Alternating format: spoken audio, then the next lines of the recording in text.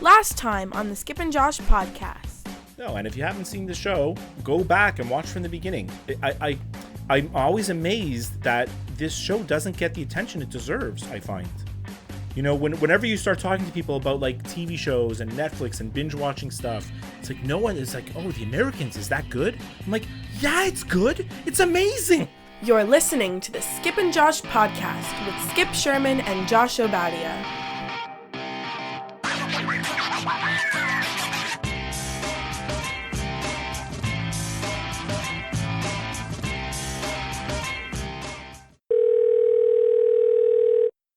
Hello. Skippy! How are you? I'm great. How are you? I'm doing great. It's great to be chatting with you. It's been a month. We haven't recorded an episode since almost a month, right? Yeah, you know, we're not the only people who took a month off. Who else? Jay and Dan are taking the entire month of August off. Oh, God. They're out in cottage country somewhere. Who knows what they're doing, but anyway, so like that's normal. We need to take a month off. Yeah. Well, we did a smart move because we recorded some episodes, you know, had them, as you say, in the can. So the listeners could still, you know, hear from us even while we're kind of on a mini hiatus. Exactly. But we had to record today. There was no two ways about it. Absolutely. And by the way, when you take a month off from anything, yeah, it's always difficult to get back into it. Not this. This is easy. It's easy, but we both had technical difficulties a few minutes ago. It's true. It's like we forgot what we're doing. Well, and it's not even us because we know what we're doing, but my computer has changed in the last month.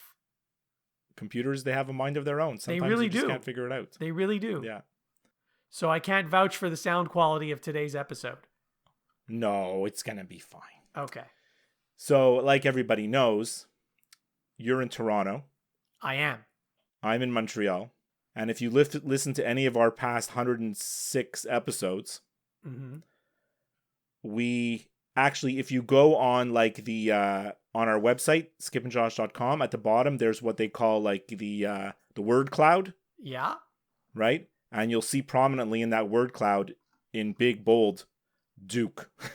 Right? Yes. And you're wearing a Duke hat on our website. I am, yeah. So, you know, Montreal, Toronto, we're both huge Dukies. And what's happening this week? Duke men's basketball team is in your city, and they will be in my city on the weekend, and we will both be going to see their games. They're playing 2 games in Toronto, right? Against Ryerson and who? U of T. U of T, and they're playing against McGill here. That's right. And I'm surprised they're not playing against Concordia. I was thinking about that too, but maybe they, who knows? Who knows? Like you said, it probably comes down to money. There's a promoter promoting this, right? There is, but also I think it has to do with number of days they want to spend out of town. Right. The more days they spend out of town, the more expensive it costs.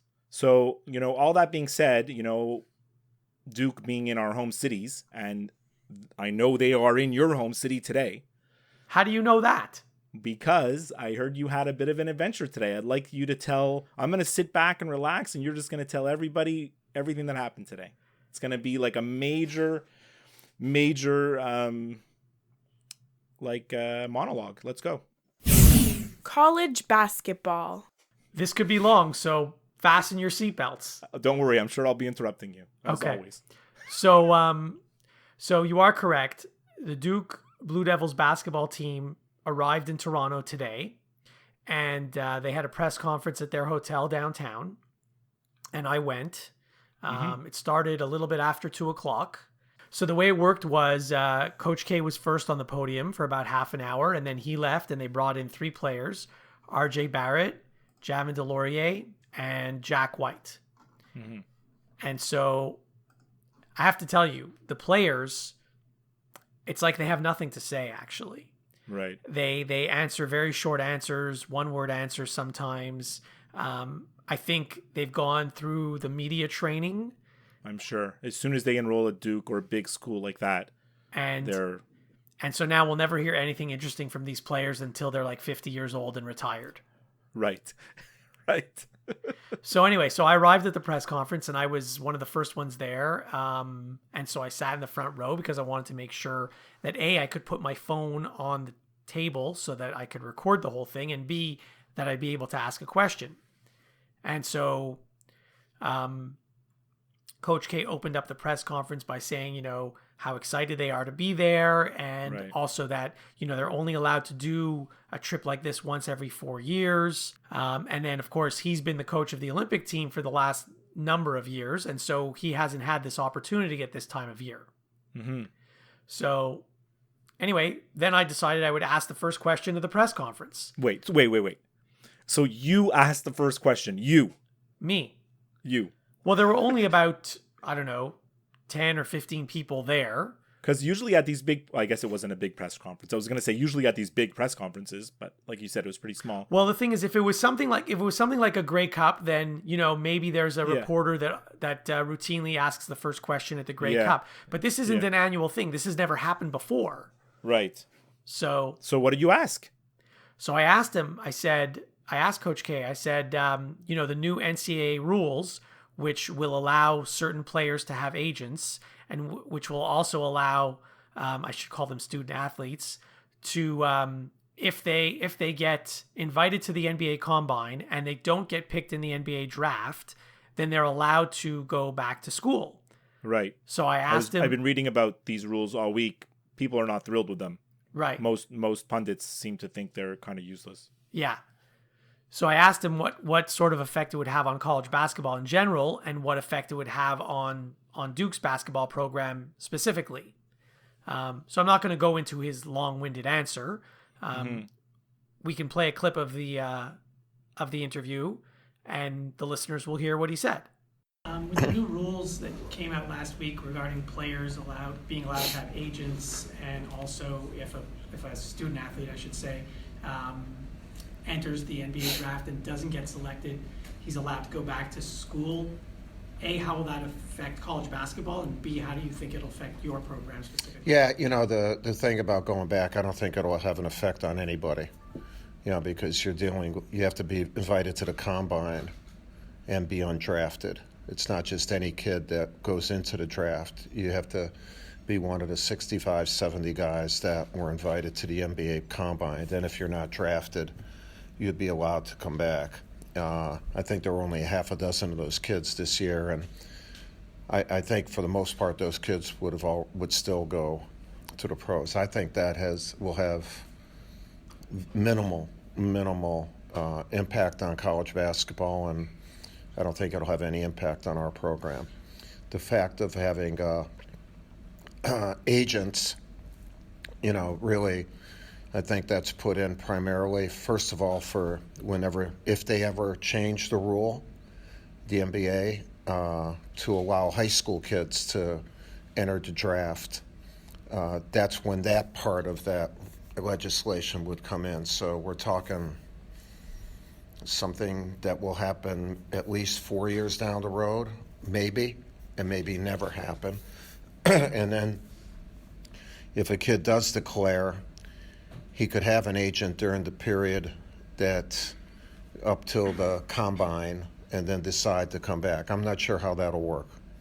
I don't know how you have an agent and then don't have an agent once you're in college. So I think they put out a lot of these things without it necessarily being coordinated yet. In fact, I know a number of those things have not been coordinated, and some of these things may never happen. But they're interesting. They're interesting, but the more reality stuff is for us, like a recruiting calendar and stuff like that. That is going to happen, but these things, I think they made the ticker well. Like they got you into the restaurant, and then whether you buy the meal or not, now we'll see. So anyway, then the players came in, and I didn't ask any questions. And all of the people there were asking the same questions, whether it was to Coach K or to the players. It was, for example, they asked Coach K, when was the first time you heard of RJ Barrett? And what did you think of him the first time you saw him? And, what skills does he bring to your team? And look, Barrett's Canadian. He's from Toronto. So obviously the focus is on him, right? But yeah. So, but actually Coach K was very interesting and sometimes funny as well, because they were asking him about what he thought of the Canadian basketball program, because the under 18 team won a gold, if I'm not mistaken, just about a year ago, a little bit more than a year ago. Yeah. I don't remember which event it was at, but they won a gold. And so, he was trying to say nice things about the Canadian basketball program, but he also said, as well as I hope Canada does, I hope they win a lot of silvers, because I want USA to win all the golds. What is he supposed to say? Exactly. Right? So it was funny. So I closed out the press conference by asking Coach K how difficult the decision it was for him to stop coaching the Olympic team. Right. And what did he say about that? He said it wasn't difficult at all. He'd been doing it for a number of years, and it was time to move on. So he compared it to the military, where you're the head of the military for X number of years, and there's a succession plan, and you're supposed to leave things better for the next person than the way you found them. And so he knew that Greg Popovich wanted to be the coach, and it was time for him to move on, and now he gets to spend more time with his own Duke team. So really, he seemed at peace with the whole thing. Was there a lot of extra cameramen there? Because I know Duke is doing a kind of, well, Duke's not doing, ESPN is doing, Duke's cooperating with it in a kind of Hard Knocks style show, like where they're giving all access to everything going on in the preseason, of which this obviously is a big deal. This 3 games in Canada. Like, was there a lot of so there cameras were and stuff? There were 2 main cameras. TSN had a camera there, and Sportsnet had a camera there, and of course they were focused on the podium. Then there were a couple of other cameras, and one of the people operating one of them had a Duke golf shirt. So I don't know if he works for Duke or what the story is, but he was focused on the people asking the questions, not the people answering the questions. So so possibly that footage is going to be used in the documentary or whatever it is they're doing. It should be really interesting to see the show, because it's like kind of like the first time we've ever seen Duke or like a major college basketball program, like what goes on in practice, what goes on, in the off season, I mean, who knows what they're going to show us? They're going to show us exactly what they want to show us. It's not going to be hard hitting journalism, but still for Duke fans, I guess it could be interesting. Yeah. I'm looking forward to seeing it. I didn't even know about it till you just told me about it earlier today. So, so I'm definitely looking forward to seeing it. Mm-hmm. So then the press conference ended, and, I gathered my things. I had 2 mobile phones. One I was recording the audio, one I was taking pictures with. You're like Mr. Big Shot, 2 phones, press conference, Coach K. Yeah, like, he was literally so close to me. It was insane. And I was nervous when I was asking the questions. If I was you there, like sitting in the front row, like, I don't know if I could have asked the question. I think I would be too nervous.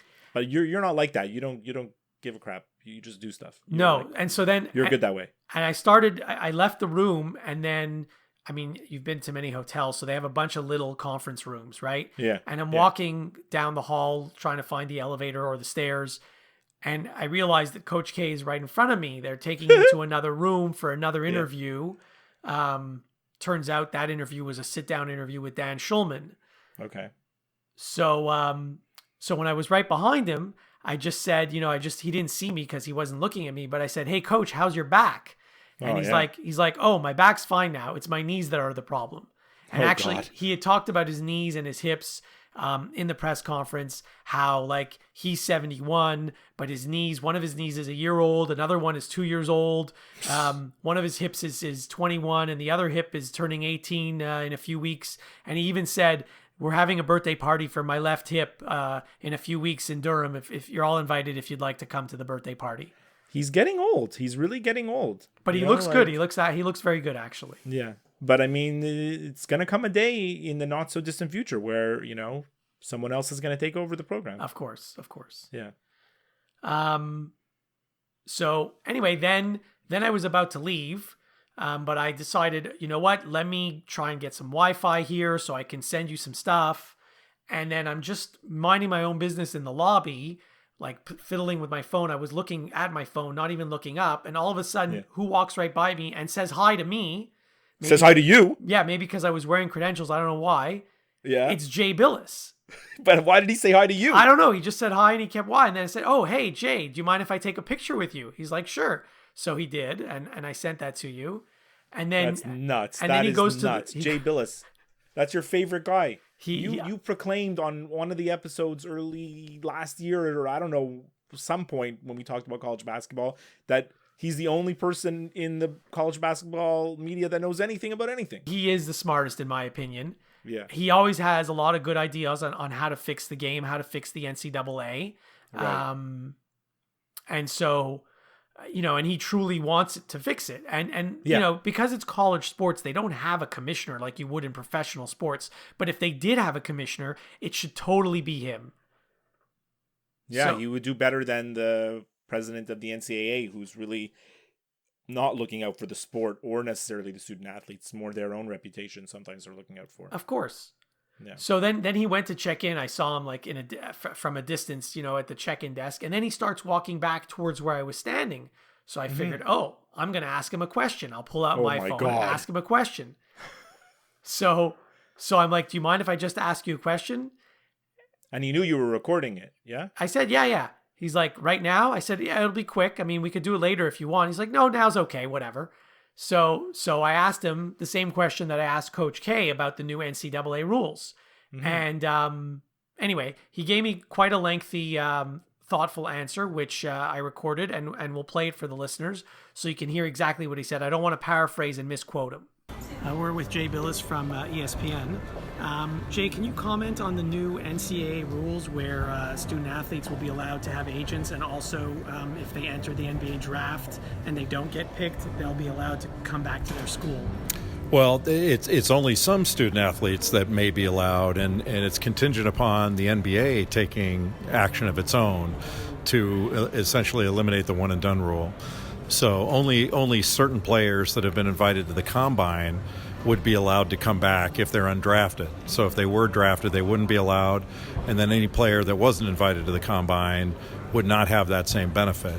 And similarly with regard to agents, only players that were considered elite as judged by USA Basketball, and I don't know what that number is going to be. Is it going to be top 25? Is it going to be top 50 players? There are a number of players beyond the top 50 that have tremendous value in the marketplace, yet they wouldn't be allowed to have an agent to get the sort of the high-level advice that one would need to make an informed decision. So while you give the NCAA credit for moving at least with some deliberate speed instead of their usual glacial pace, and you give them credit for good intentions, it doesn't seem workable to me. There shouldn't be a cutoff for seeking good advice. You wouldn't tell the elite players, well, you can have a good doctor, and everybody else, you're on your own. You wouldn't do that. Why would you do that with regard to sort of legal advice or the advice that you would get from an agent as to your market value when you're making a very valuable decision, an important decision for your financial future? And to me, if you're going to welcome back the best players to college if they don't get drafted, why wouldn't you welcome back everybody? We're either about education or we're not. So if you want young people, even if they make a decision you may not agree with, to be allowed to come back, they should all be allowed to come back. And I've heard some people within the structure say that, well, if we let everybody go, we'd have a chaotic situation. Well, that's on you. You're not telling any other student if they look to go get a job somewhere else that they can't come back to school. And why would you tell an athlete they can't come back to school and participate in an extracurricular activity? That doesn't make any sense to me, especially when something as valuable as education is on the line. Thank you very much. I appreciate that. Thanks. Enjoy your stay here. So it's quite the day you had there, Josh. Like brush with celebrities, and it's unbelievable. So actually, then again, I was about to leave, but then I saw... There's more. Yeah, but the rest is not that exciting, but I'll tell you anyway. So there's 6 or 8 students, not players. Mm-hmm. They're like my size, maybe even smaller. Yeah. And they're going back and forth between the lobby and the elevator, and there's they got a van double parked in front, and they're basically wheeling in tons of Gatorade. Really? And other stuff. They've got video equipment, they got to set up the room because they're going to watch film and stuff. You know how teams are. Sure. So So they're busy like working like crazy. And so I stopped them. I started chatting with them. I said, so, how many of you guys do this stuff? He's like, well, there's 14 of us total. But 14. But only 14 guys. Well, but only 7 of us travel. The other 7 only do home games.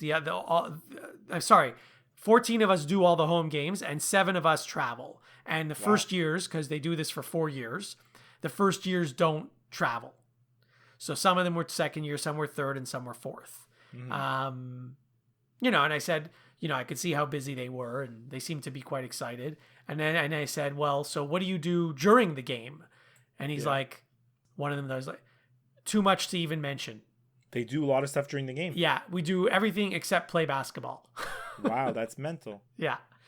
Then, because I was at a hotel, and of course there's a lot of out-of-towners at the hotel. Right, okay. A woman sees all these kids in these Duke golf shirts.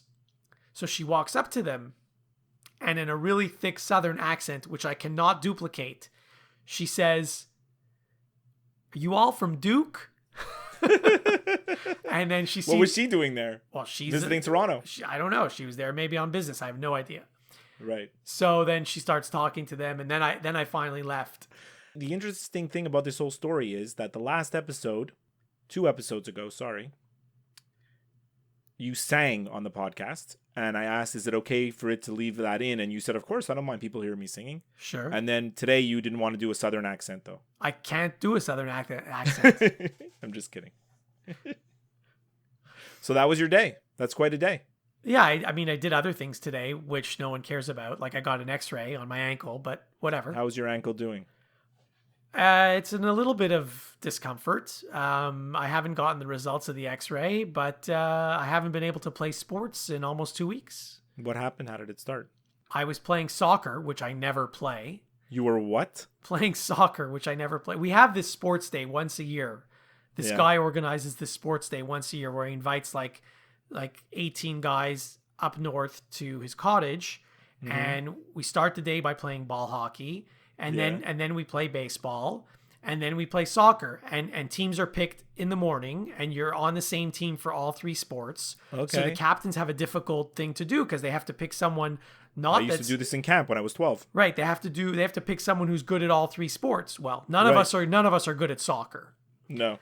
So, but some of us are good at ball hockey, and some of us are good at baseball, and there's 1 or 2 guys that are good at everything. So you rolled your ankle in soccer? Well, it was weird. I didn't actually roll it. It feels like I rolled it. But I was just standing there minding my own business, and the ball hit me. Like someone took a shot, and it hit the side of my foot, like my ankle. Boy. But it's not a baseball or a hockey puck or anything like that. So I'm like, I didn't even acknowledge it. It hit my foot and whatever. Then I took a step, and the very next step I took, like I almost fell to the ground because I couldn't put any weight on my right leg. It was the weirdest thing. Wow. And I figured, okay, this is going to go away on its own. I'll be fine tomorrow morning. Well, 13 days later, I'm still not fine. Wow, that's crazy. So you can't do anything. No ball hockey, no softball. I can walk, like luckily, but the other day I had to run for the bus, and I had trouble running for the bus. And you're like hobbling to the bus. it wasn't fun, let me tell you. Poor you. So, well, that's the show. I'm just kidding. Yes, that could be it. Well, I mean, I'm so happy that you recapped like everything that you did today. I mean, look, I kind of knew some of the stuff that you were up to because you were filling me in a little bit during the day, but I didn't know all the details and all your adventures there at the press conference. It's absolutely amazing. I'm so jealous. Wow. So when are you going to both games, right? Against Ryerson and U of T? When are they? So, yeah, I'm going to both. The first one's Wednesday, 7 p.m., and then the next one is Friday at 6 p.m. Right. And then I'm going with my son Matthew on Sunday afternoon against McGill. Very nice. I wish I could go to that one with you, actually.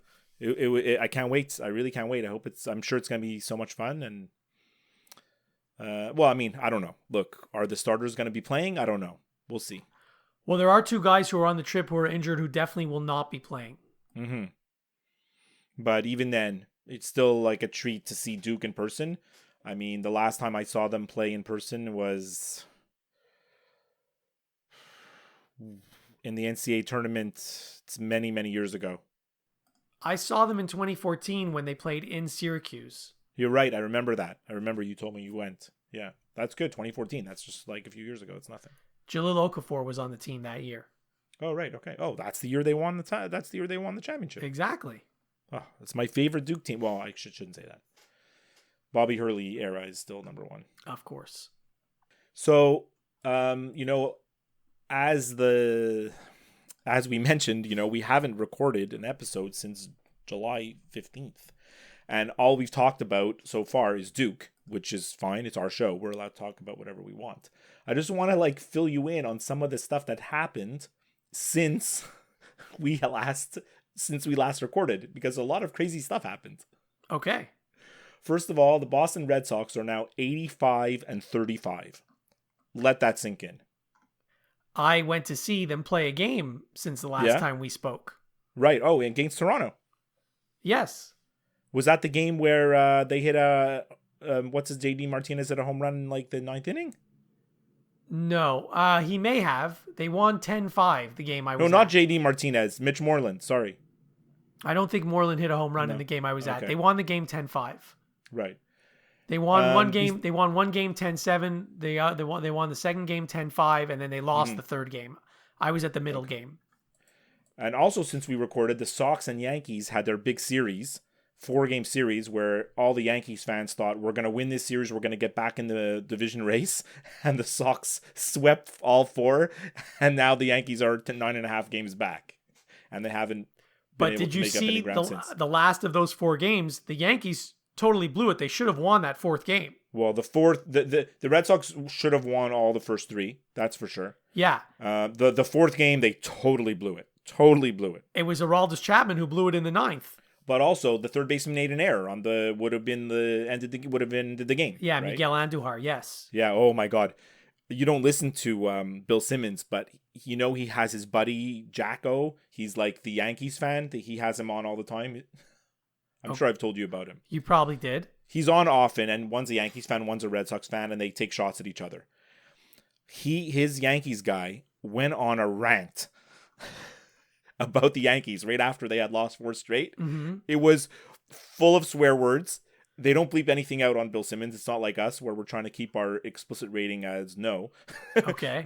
He swore a million times, cursing out all these players, and didn't have very much kind words for the first base situation on the Yankees. He's kind of mad that they basically can't find a major league first baseman who can play a little bit of defense and hit a little bit, because he's not happy with all their cast of thousands there. So it's pretty interesting.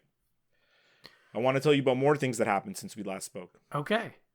Johnny Manziel got traded to the Montreal Alouettes. That's true. He did. And you know what? There was so much hype about this trade. Oh, yeah. I've never seen, not just in Canada and in the United States. I was in the United States when it happened. All they did was talk about it on ESPN like crazy. I've never seen a sports story, have so much hype in both countries. I mean, there's been things that have been very important in Canada, but not and other things that have been very important in the States, but I've never seen a story that's been like everyone's talking about it. I mean, then he promptly threw 4 interceptions his first game. So right. In fairness, one of them was not his fault. And in fairness, the Alouettes are complete garbage. Exactly. They're not a good team. So he did considerably better in his second game. Yeah, I mean, they still have a lousy team, so there's only so much he's going to be able to do because the team stinks. The problem is mostly the defense with that team anyway. It's the whole thing, the GM, the coach, they're like a minor league operation in a second-rate league. What do you want to do? Also, since we last recorded, the Major League trade deadline happened. Oh, yes, and the trade deadline in my fantasy baseball league happened. Oh, was there any big deals in the fantasy baseball league? Yeah, there were, and there were some controversial ones. I could tell you about them if you'd like. I want to hear about the controversial ones. Okay, first of all, real baseball. Let's start with real baseball. Yeah. The big move was Ian Kinsler got traded to the Red Sox. And then he got injured. Huge. Yeah. And the Jays trading Ozuna to the Astros, which is... That's just them getting rid of a problem that they didn't want to deal with. It's 100% them getting rid of a problem that they don't want to deal with. But, in terms of a baseball move, it wasn't a good move, Although, you're right, it wasn't. Although the guy they got, even though his... Giles? Yeah. even though Giles's numbers are not good, Yeah. and even though he has some anger management issues, because you might recall that he some punched anger himself in the management head. issues. Yeah, some anger management issues. Do you see the clip of him swearing at the Astros manager when he got taken out of a game? No, but I saw him punching himself in the head. Well, that's even worse. I saw that one too. But like, here's a stat for you about Ken Giles. He has a 0 ERA and a 0 WHIP in save situations. So he only gives up runs and hits when it's not a save situation. What, this is for the Jays or for the Astros? For the whole season, both teams combined. Oh, so he's doing fine. They just can't use him in non-save situations. Yeah, but the thing is, they want to use someone good in the save situations, and he hasn't proven that he can do that. He's actually their best closer right now. Like, they should He use was him their closer all of last year, and they won 100 and what games, right? I don't know how many games they won, over 100. And in the playoffs, he kind of just he fizzled. And when the season started this year, he just hasn't grabbed his spot. And like you said, it doesn't help that he's like a bit of a maniac, right? Yeah. Anyway, I think he got a save yesterday. Tell me about the controversial trade in your baseball. Do you know it up by heart? Or? Yeah, I do. Were you involved? No. Okay. So it's a keeper league, as you know. Yeah. Was Book's brother involved? Yes. Oh God. So here's what happened.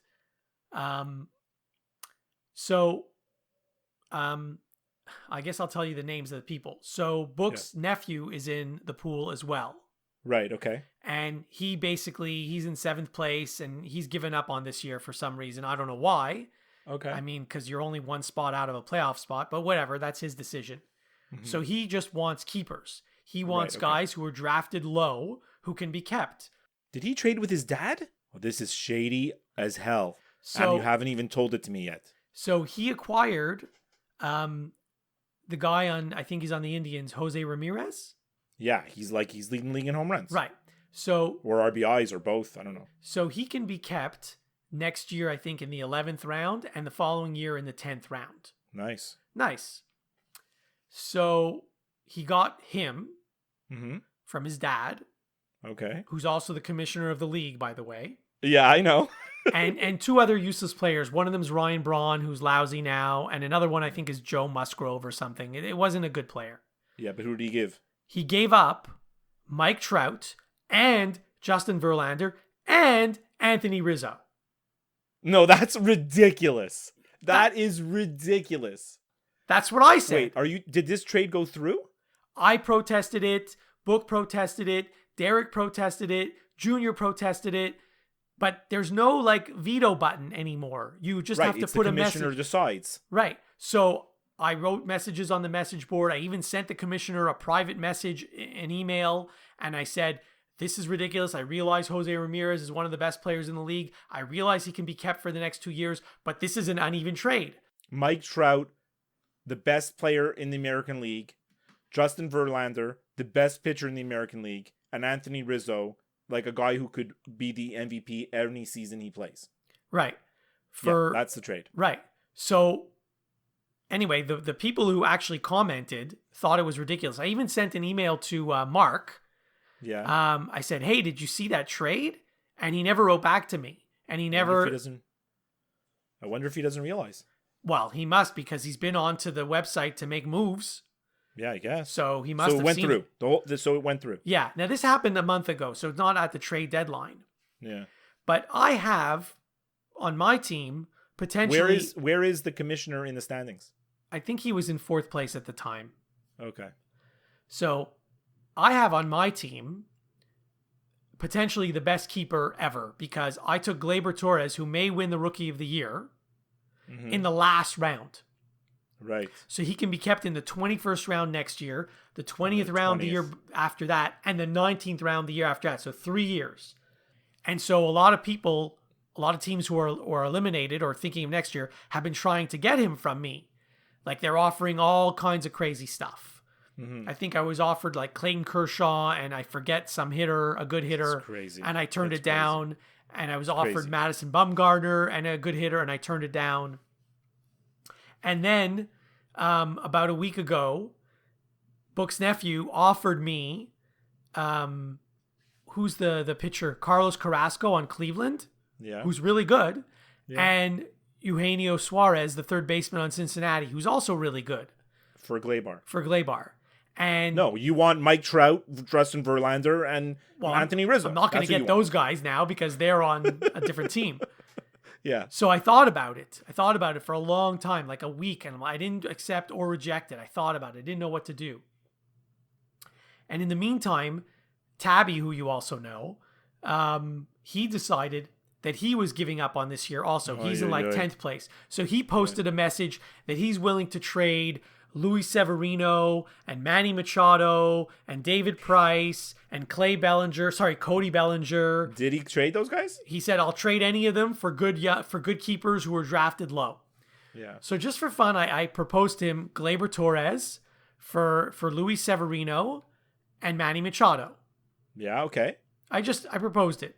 He accepts.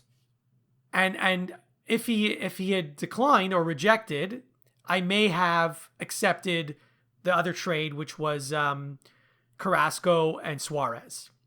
Yeah, okay. So a whole day goes by and Tabby doesn't respond at all. And then I think a whole other day went by and Tabby doesn't respond at all. And now it's like it's Sunday, the last day you can make trades. And I rejected The other one. the other trade. And for some reason, I left this one on the board. I don't even know why. I figured Tabby wasn't even going to respond to it.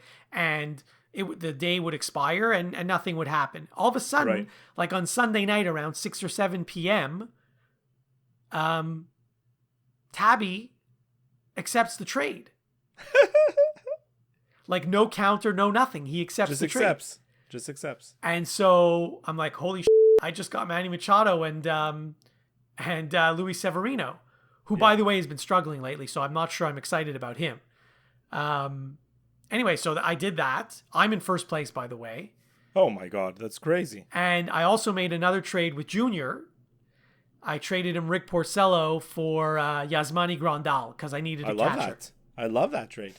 So those Hey, are the good for you. those are I the hope only you win. 3 trades that happened in the entire league, the entire season. Those 3 Wow. trades.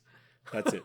I hope you win, and I hope the commissioner loses. He deserves to lose for that collusion with his son, his own son. I have to tell you, Derek's listening to this, and Derek was the one who was the most angry about the trade, and I don't blame him. Yeah. And him and I were going back and forth, just the two of us, like Yeah. on private emails, not on the message board. And he was annoyed about the trade, but he was even more annoyed about Disco Biscuit's response. Right. Because what did he say? It's fair, and that's He was it. basically like dismissive, like there's nothing wrong with this trade. You know, that's the nuance of keepers, yada yada yada. I mean, I can send you the whole thing, but you won't care.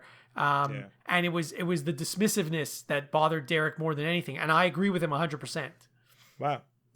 All right. Well, next week we'll have another fantasy baseball update. We'll see what happens. My pleasure. One more thing in my list of things that happened since we last recorded. Okay. Vladimir Guerrero went into the Hall of Fame. He did, that's right, and we didn't go. And the most important thing that I want to tell you about Oh, I is know what you're going to say, his- but go ahead. his speech was only 3 minutes long. It was and I it was timed done via a translator. It was your dream come true. You would have been in and out of there in 3 minutes, and we would have been on the road going back home. It was actually 5 minutes. I timed it. and yes, it was translated because it wasn't in English at all. Right. So there was a translator there. And I watched this on television, and every single guy took like a half hour, Oh. except for Vlad. He took like 5 minutes, which is perfect. It's perfect. That's all you need, right? Thank By the everybody. way, the Thank you, NFL thank you, thank Hall of you, Fame and that's induction, it. those guys talk for even longer. Oh, it was crazy how long they spoke. It was unbelievable. So I'm glad I didn't go, actually.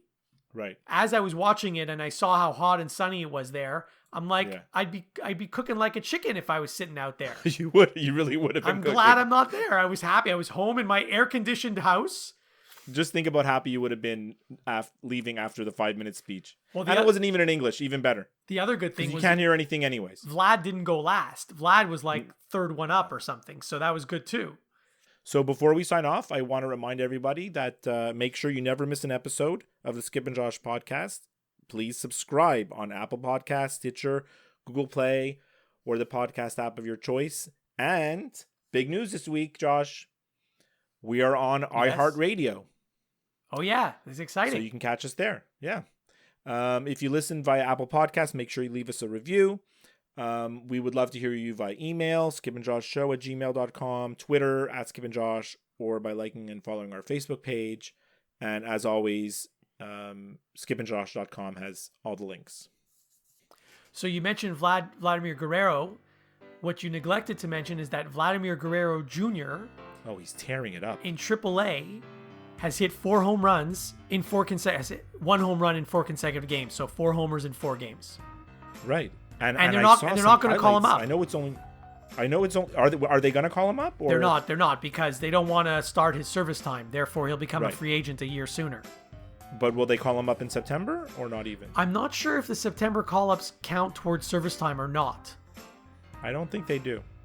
So I'm not sure. Honestly, I'm not sure. But I mean, certainly for the fans in Toronto, the Jays are 35 games behind the Red Sox, which is ridiculous. Exactly. That's much more of less of an indictment on the Jays' performance and more of a exclamation on the Red Sox performance. Absolutely. But, I mean, I'm sure Jays fans want to see this guy, right? And I saw him make some crazy highlight play also on defense on the highlights also. The Jays did call up 2 guys from AAA today. One's going to start on the mound today, and the other one's a catcher. And apparently they're both going to play. All right. Time for the young guys, right? Yeah. So as you remember, as you know, Josh, 2 episodes ago, we did our top sports songs. Very, very popular episode. So we had a little bit of feedback on our Facebook page with some listeners chiming in about some songs that maybe we had missed. So I just wanted to get your opinion on them. Really? Yeah. Well, actually, when you heard my list, I think there were 3 songs on my list that you were upset that you missed. Yeah. So Derek, I think he's our number 1 fan now, to be honest. Okay. He said one of his favorite sports songs of all time didn't get a mention. That was Eye of the Tiger. Okay. I put the Rocky theme, but I can see Eye of the Tiger there. That's a good one. I'm embarrassed for him to say Cup of Life by Ricky Martin, which he says I believe was written for the 1998 World Cup. I don't even know that I've heard that song. So me too. And then the song called The Happy Wanderer, also known as Valderie Valdera. Right. Yeah. But you kind of banned those, right? So no, Valderie Valdera. I guess okay. I did ban and them. Also Na Na Na Hey Hey Kiss Him Goodbye. Right. Yeah. Okay. Well, I'm glad that it wasn't an exhaustive list. Yeah. Mark from Philadelphia had a really good one. Well, for me and him, anyways.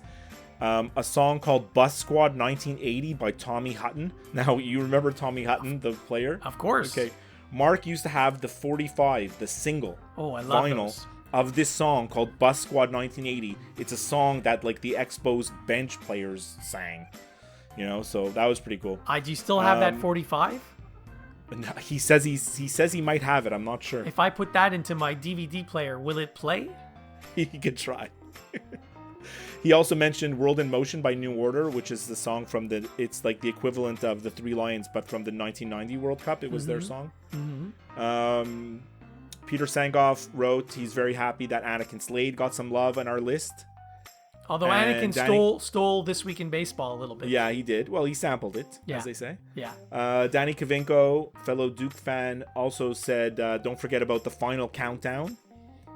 Okay, yeah. And also, actually a pretty good one, which is Sweet Georgia Brown, which is like the Harlem Globetrotters theme song. Mm-hmm. Yeah. So these are all good suggestions. I'm glad we stirred up some controversy. Well, not controversy, but I mean, when you make a subject as broad as like best sports songs, there's a million of them, right? The list could be never ending. We could probably do each another top 10 and come up with 10 more. You're right. Well, not good ones, but we come up with 10 more. Right. These were the 10 best. Yeah. Okay.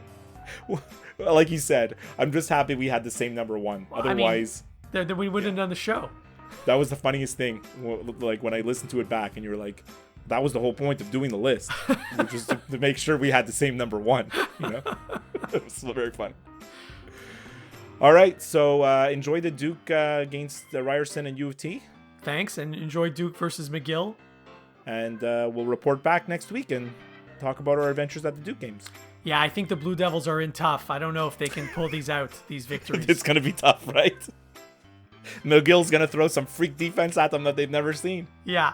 Yeah, Yeah, sure. 6 guys on the court at the same time. That's what. Right. Maybe then they have a chance. Yeah. 6 guys. Right. All right, Joshy. Talk to you Talk later. to you next time. Okay. Bye-bye. Okay. Bye. The Skip and Josh podcast is over now. Don't worry, there'll be another episode soon.